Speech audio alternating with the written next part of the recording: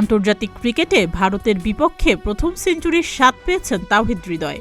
১১৮ বলে ১০০ রানের দারুণ এক ইনিংস খেলেন তিনি। তবে সেঞ্চুরি করার পরও বাংলাদেশের এই তরুণ ক্রিকেটারের মন খারাপ।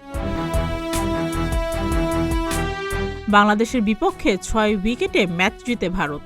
হারের পর নিজের অফিসিয়াল ফেসবুক পেজে তাওহিদ হৃদয় লিখেন, এটি আমার আন্তর্জাতিক ক্যারিয়ারের প্রথম সেঞ্চুরি। তবে সবটুকুই বৃথা হয় যখন দল হেরে যায়।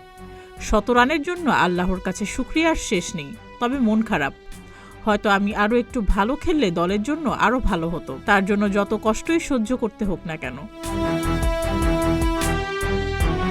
ভারতের বিপক্ষে রীতিমতো ধ্বংসস্তূপে দাঁড়িয়ে ব্যাটিং করেছেন হৃদয়।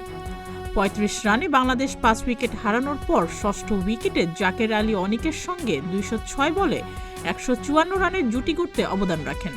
তবে সেঞ্চুরি করতে হৃদয়কে লড়াই করতে হয়েছে নিজের সাথেও।